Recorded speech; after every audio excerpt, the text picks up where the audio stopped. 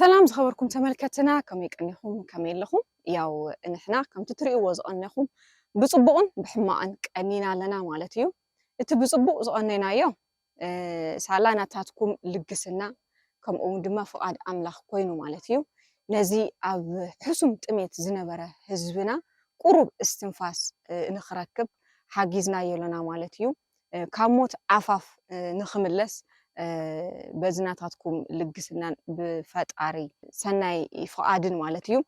ጽቡቕ ስራሕ ሰሪሕና ቀኒና ለና ማለት እዩ ቁሩብ ተስፋውን ሂብናዮ ለና ማለት እዩ እቲ ብጣዕሚ ዘሕዝን ድማ ከምቲ ትርእይዎ ዝቐነኹም እዚ ህዝብና እዚ ኣብ ማዕረኽ እንደይ ዝኸፍአን ዘስካሕክሕን መከራን ከም ዘሎ እሞ ድማ ኩሉ ግዜ ንሕና ከም ትካል ዋላ ሓቢርና ምስ ህዝብና እንተሃለና እውን ነገር ግን በብግዚኡ ንሕና ሓደ ሓገዝ ሒዝናሎም ከይድና ነቲ ዝቕፅል ሓገዝ ሒዝናሎም ክሳብ ንኸይድ ማዕረኽ እንደይ ተጎዲኡ ከም ዝፀንሕና ብተግባር ዝረኣናሉ ስለ ዝነበረ እዚ ድማ ንኣና ብጣዕሚ ዘሕዝን ኣጋጣሚ ነይሩ ማለት እዩ بزخونة نحنا كم حدا ناي جبر سناي تكال زخالنا يو كله تزا ماكسيمم بمقبار حزبنا نمدحان نسأر لنا مالتيو كافتناتنا تعر دما بزبلة ويم دما بزي ناس دما نسخاتكم حزبكم نختادحنو بتعامل بزح مسوعاتنا تخفلوا لكم مالتيو سلازي نازي دما بفطاروشم بلب خمسكنكم يدلي مالتيو اتي حاجه زغبرنايو اب هصاصكم دما اب شرارو استوسنو دما حاجز غيرنالو مالنا مالتيو ناي قرش حاجز اب قدمينا خمت تفلطو ناي غويتانا مدهنينا املاخنا ايسوس كريستوس ناي لدت بعال دما يركاو مالتيو ازي بعال زي كافتم كلهم بعالات فلي زبلون تايو هياب زتوهابنا እሞ ድማ እቲ ህያብ ድማ ካብ ሰብ ዘይኮነስ ካብ ፈጣሪ ካብ ባዕሉ ካብ ኣምላኽና ዝተዋሃበና ህያብ እዩ ማለት እዩ እዚ ህያብ ድማ እግዚአብሔር ንኣና ንወዲ ሰባት ካብ ናይ ዘለዓለም ሞት ናይ ዘለዓለም ህይወት ንኽንረክብ ኢሉ ሓደ ወዱ ጎይታና መድሃኒና ኢየሱስ ክርስቶስ ቤዛ ገይሩ ንኣና ምእንትን ክበና ካብ ኣዴና ቅድስት ድንግል ማርያም ሰብ ኮይኑ ተወሊዱ ዝመጸሉ በዓል እዩ ማለት እዩ ስለዚህ ነዚ ድማ ኩልና ህያብ ዝኾነ ህያብ እንትወሃበካ ነቲ ዝተወሃበካ ህያብ ክትቦ ዝግብኣካ ክብሪ ከም ዘሎ ኮይኑ ማለት እዩ በዚ ዕለት እዚ ንሕና እውን ከም ሓደ ህያብ ዝተወሃቦ ሰብ ማለት እዩ እታ ዘላትና ትንኣስ ትእበይ እንታይ በልና ማለት እዩ ህዝብና ንምድሓን ክንገብራ ማለት እዩ ከምቲ ኩሉ ግዜ ዝብሎ እዩ ሓደ ሰብ እግዚአብሔር እቲ ዝኸበረ ህያቡ نودو مالتي نتحادى ودو بيتانا مدهينا إيسوس كريستوس هياب غيرونا أنا انتانا مالتيو إتي هياب نسو دما نا هيوت واقع يو مالتيو نا هيوت هياب يو مالتيو نحنا دما كم ودي سبات متان دما تخن قورو إنو خئلو مالتيو إزوم هزبنا زيوم إزوم تتقيمهم زلو إزوم تشاقيرهم زلو هزبنا دما مالتيو بسقا دما بهيوت نخنوبرو كافت زلنا جنزب كافت زلنا أوقات كافت زلنا قولبت أكافيلنا مالتيو نتي እግዚአብሔር አዝዩ ዘኽወሮ ነዚ ናይ ወዲ ሰብ ዋጋ ማዕረ ናይ ክርስቶስ ደም እዩ መስዋዕትነት ዝረኸበሉ እዩና ማዕረ እንደዚ እግዚአብሔር ዘኽወሮ ናይ ወዲ ሰብ ድማ ንሕና በታ ዘላትና ገንዘብ ወይ በታ ዘላትና ቅርሺ ድማ አቢልና ብህይወት ንኽነብር ድማ እዚ ገንዘብና እዚ ንሕና ድማ በዛ አውደ ዓመት በዚ በዓል እዚ ድማ ህያብ ጌርና ንኽንህብ ቤዛ ጌርና ንኽንህብ ኩሉ ግዜ ከምቲ ዝብሎ ማለት እዩ እዝናታትኩም ገንዘብ በጃ ህይወት ስለዝኾነ በጃ ነፍሲ ስለዝኾነ ማለት እዩ እዚ ገንዘብኩ ግዜ ሕጅውን ድማ ማለት እዩ ንልደት በቲ ንገብሮ ሓገዝ ዝተፈላለዩ አይዲፒታት እንዳዘርና ርኢና ለና ካፍቱ ቪድዮታት ከምቲ ዝራእኹሞ ማለት እዩ እዚ ኣብ ቅድሜና ዘሎ ሶኒ ማለት እዩ እቲ ሓገዝ ክንገብረሎም ሓሲብና ኣለና ብዝተፈላለየ ናውቲ ማለት እዩ ናይ ምግቢ ሓገዝ ስፔሻሊ ምክንያቱም ትዘለዎም ፀገም ናይ ሰርቫይቫል ኢሹ ስለዝኾነ ብህይወት ናይ ምቕናይ ሕቶ ስለዝኾነ ዘለዎም ንሳቶም ብህይወት ንኽነብሩ ድማ ተንገብሮ ንኽእሎ ናይ መጀመርያ ነገር እንታይ እዩ ናይ ምግቢ ሓገዝ ኢና ክንገብረሎም ዝግብኣና ማለት ስለዚ ነዚ ናይ ምግቢ ሓገዝ ክንገብረሎም ኢና ኩልኻትኩም በብዝ ትኽእልዎ ማለት እዩ በብዘለኩም ዓቕሚ ንዓሰ በዝሐ እንታይ በልኩም ማለት እዩ ሕጂ እውን ኣብ ቅድሜና ንዘሎ ንልደት በዓል ማለት እዩ ሓገዝኩም ክትገብሩልና መልእኽተይ ክሕልፍ ይደሊ ማለት እዩ إزي نسخاتكم تجبروا نت إجزاء زجبرلنا تزخبر مسوعات نت تزخبر هي وذهبنا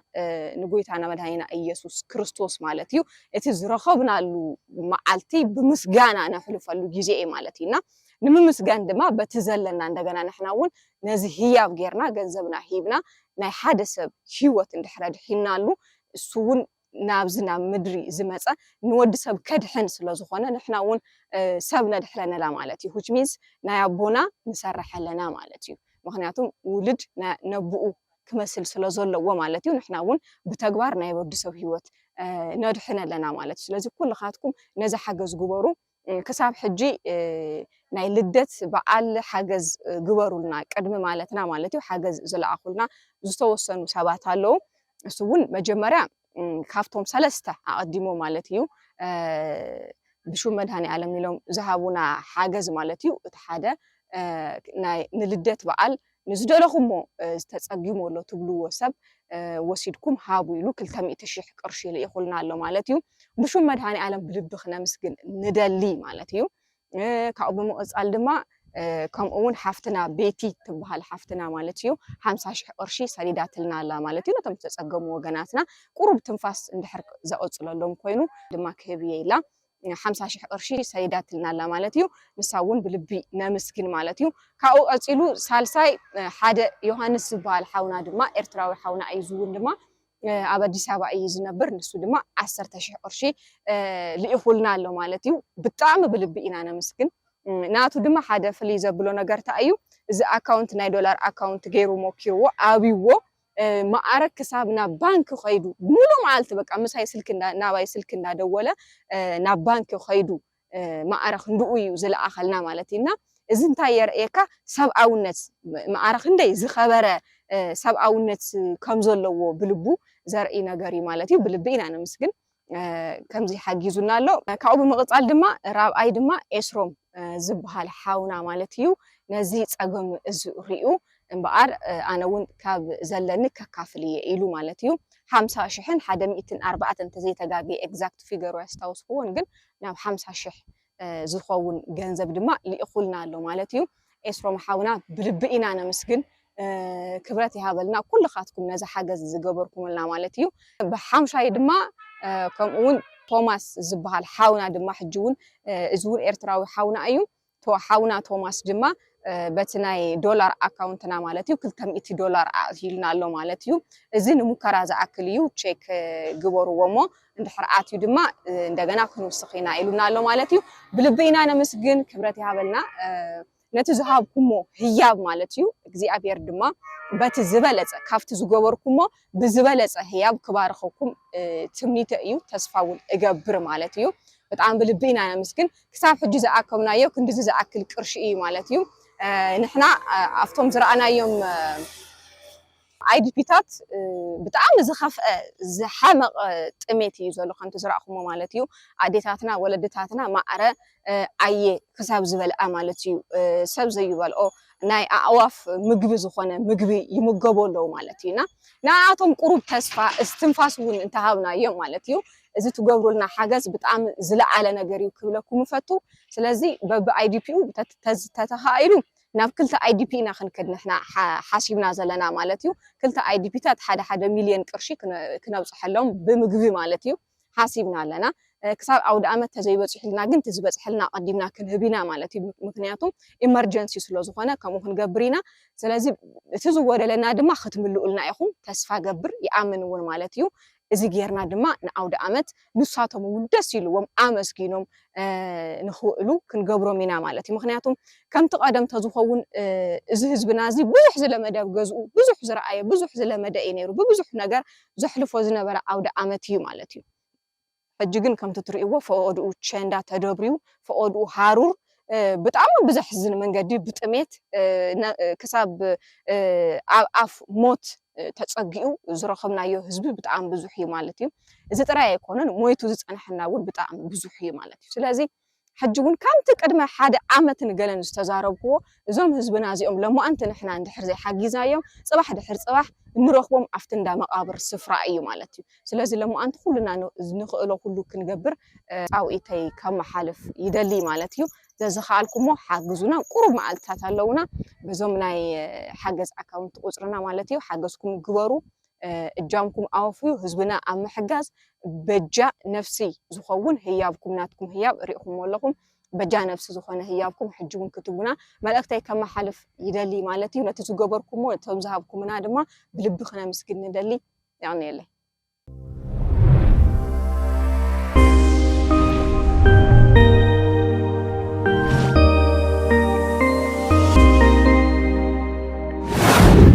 سجرني قول علواني حز القول إذا أتمكن أنا ممكن زعبين حز خاص أقول عليه تنقول 5 ورحي حيماتني هوسبيتال دقيساتني مدحاني مجزوم من بالليل أبو دمها كله نعرف اسمع له أنا تصدقوا لي وتخبروا لي تحققوا لي تواصلوا لي انتهيكم تحققكم حدث من تدحينكم كما وزبال حدث من تدحينكم مدحاني تهيكم أخل انتهيكم نزت أمين أبز مدرون تقاسموا لي بس يبلغكم أو سمايون ما نقص سمعت ورسوا لي إلنا إنا النبل هزون نسينا هنو الكال أنا قري إلا دوبل لي دي أخي سنة تصعب أو حنت لي ترزيتي صدق كاودي ماني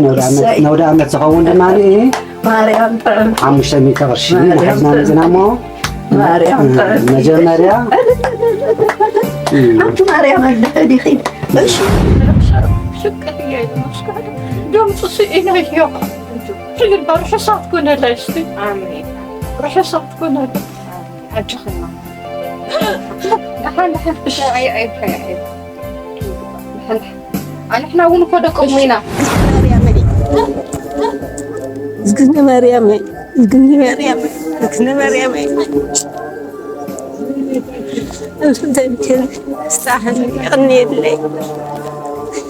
أجوفن شيء ما الشيء يغني لي يغني لي طيب ترجعي الشيء أميت إن شاء الله صنع رقصوا آمين إن شاء الله انتهبكم نور آمين يا رب دولوا آمين إن شاء الله لما أنت أب إيروب بس إحنا لنا مالتي تهزبون تأكيبوا يتبيننا له كم تطريقه إذن أخلطاتون أوريدنا لنا مالتيو حدا مليونين 540,000 زخون قرشي أم سيدو بالنازلو عدة تجراي كتبك يبلان كابز حجي عدة تجراي مسدك أتأرجلو زمن كنا مسألنا زي وانا ويفقرون رجيتون تكالون عابي تكاليو عبد حمق ساب عفصص عنو لجزيه وتمسرته وجمره بمنفس أو سرح وجمره نايبو زحاكي وزترفه تكال درجة يمو تكال درجة زي مردع مالت يمو نظام دخبان نظام صقومات نحجاز مالتيو